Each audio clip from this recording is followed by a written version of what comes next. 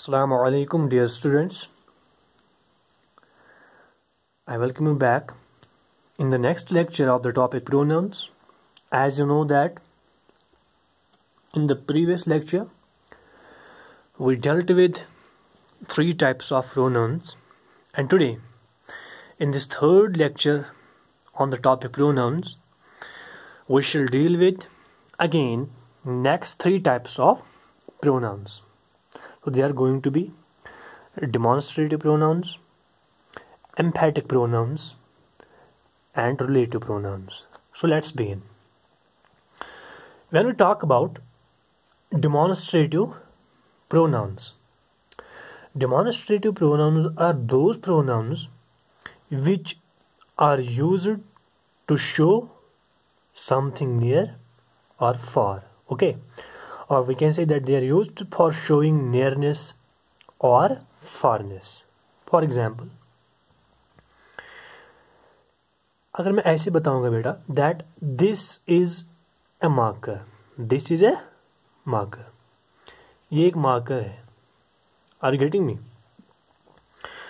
तो this हमने इसलिए यूज किया ताकि आपका ध्यान इस मार्कर की तरफ आए. ठीक है, तो आपका ध्यान किसी चीज की तरफ खींचने के लिए हम डेमोन्स्ट्रेटिव प्रोनाउंस यूज करते हैं. दिस, अगर एक से ज्यादा मार्कर्स होंगे तो हम कहेंगे these are markers. Are you getting me? मगर जो हमारे नजदीक होंगे, इसी तरह अगर मैं हमारे सामने इस वक्त ये व्हाइट बोर्ड है, मैं कहूँगा this is a white board. Are you getting me? अगर आपके सामने आपका घर है, this is our home. Are you getting me? इसी तरह दीज आर माई क्लासमेट्स, अगर आपके क्लासमेट्स बिल्कुल आपके सामने बैठे हैं, आप अपने फ्रेंड से बता रहे हैं दीज आर माई क्लासमेट्स. अब यही मार्कर मैं बहुत दूर रखूंगा तो मैं ये नहीं कहूंगा बेटा दिस इज ए मार्कर. अगर ये बहुत दूर है, I will tell that is a marker. या फिर से मैं अटेंशन के लिए ये वर्ड यूज करता हूँ, दिखाने के लिए ये वर्ड यूज कर रहा हूँ, दैट यूज कर रहा हूँ. मगर इस वक्त जो ऑब्जेक्ट होगा जिसके बारे में हम बात करेंगे, ठीक है, तो इसमें मतलब है ये है वो फार होगा, वो हमसे दूर होगा. तो दैट, अगर यहाँ पर दिस, अगर वहां पर that. Are you getting me? इसी तरह हमने भी कहा था दीज आर माई क्लासमेट्स, अगर वो अब हमसे बहुत दूर चले गए हैं तो what shall we tell? We shall tell that those are my classmates. Are you getting me? तो डेमोन्स्ट्रेटिव प्रोनाउन शोस नियरनेस और फारनेस. तो नियरनेस के लिए दिस एंड दीज यूज करते हैं, फारनेस के लिए दैट एंड दोज यूज करते हैं.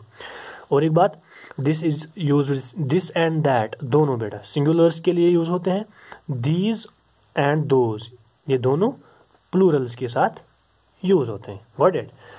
Now let's move towards emphatic pronouns. तो एम्फैटिक निकला है बेटा एम्फेसिस से, एम्फेसिस और stress. Are you getting me? Stress मैंने जोर देना, एम्फेसिस देना. ठीक है, किसी चीज पर जोर देना. For example, here is a sentence, I will do it myself. I will do it myself. तो अगर मैं आपसे कहूँगा कुछ काम है, ये कौन करेगा? Sir I will do it my self. तो एम्फेसिस के लिए, स्ट्रेस के लिए अपने आप पर आप स्ट्रेस लाते हो कि मैं ये खुद करूँगा. Are you getting me? या आप कहेंगे sir we shall do it ourself, ये होमवर्क है हम खुद करेंगे. Are you getting me? तो सब्जेक्ट पर जोर देने के लिए हम एम्फैटिक प्रोनाउंस यूज करते हैं. इसी तरह मैं कहूँगा I will not show you this question, you need to do it yourself. अगर एक है, अगर plural, you need to do it yourselves. Are you getting me? तो लाइकवाइज अगर मैं कहूँगा who broke this window, are you getting me? आप कहेंगे sir it was broken itself, ये खुद टूट गया. ठीक है, ये खुद टूट गया. मैं कहूँगा ये खुद नहीं टूटा है, it is broken by Danish himself. It is broken by Danish, it is broken by किसी का नाम दानिश हिमसेल्फ, यानी दानिश ने खुद तोड़ा. Are you getting me?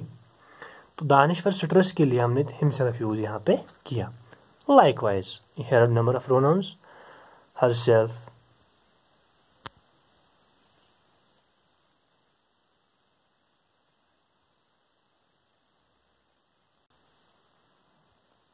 himself, etc. Are you getting me? So किसी चीज़ पर एम्फेसिस के लिए, ठीक है, स्ट्रेस देने के लिए we use these emphatic pronouns. Are you getting me? Likewise, let's create a situation. मैं आपको कहूँगा that who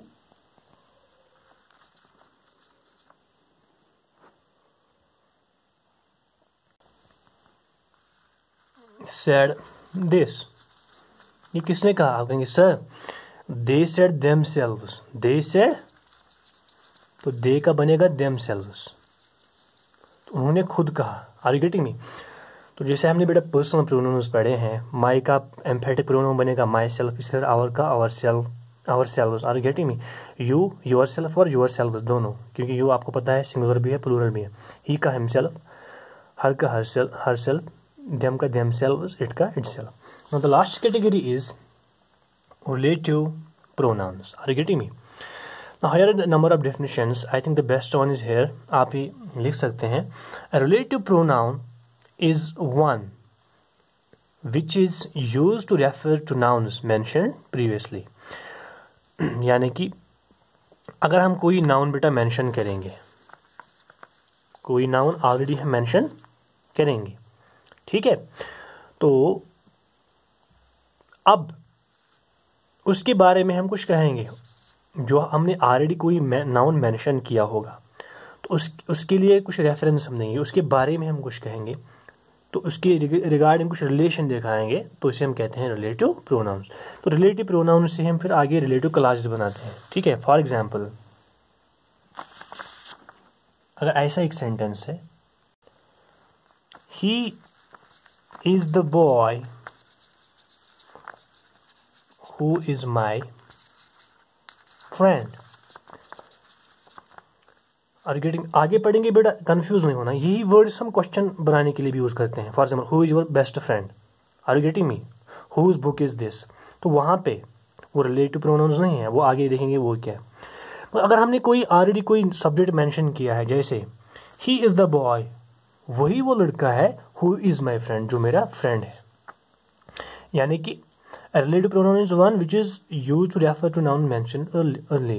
Are you getting me? Previously. हाँ, तो यहाँ पे हमने ऑलरेडी प्रीवियसली ही मेंशन किया है, तो हु जो है बेटा, हु की रेफरेंस ही के साथ है. आर यू गेटिंग मी बेटा? यानी हु की रिलेशन किसके साथ है? ही के साथ है. He is the boy who is my friend, वही वो लड़का है जो मेरा फ्रेंड है. I think you got it. और एक एग्जाम्पल मैं दूंगा.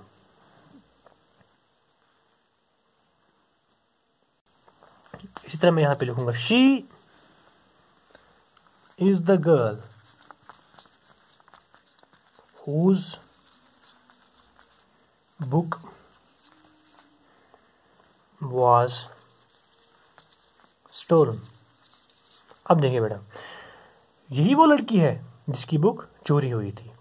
तो यहां पे शी एक नाउन है, प्रोनाउन है, ठीक है, एक सब्जेक्ट है, तो हुज हमने यूज किया, तो हुज और शी में कुछ रिलेशन है. Are you getting me? Whose और शी में क्या रिलेशन है? शी इज द गर्ल, वही वो लड़की है, हुज बुक वाज स्टोलन, जिसकी बुक चोरी होगी. Are you getting me? यानी कि रिलेटिव प्रोनाउन वो प्रोनाउन है जो हमें रेफरेंस दिखाता है किसी ऐसे नाउन के साथ जो हमने ऑलरेडी मेंशन किया हो. So I hope that with this you have understood the topic completely. Now you need to revise it. Are you getting me? Repeat the lecture so that you can understand it properly. So inshallah I will see you in the next lecture. That will be the last lecture on pronouns. Till then, take care. Fi amanillah.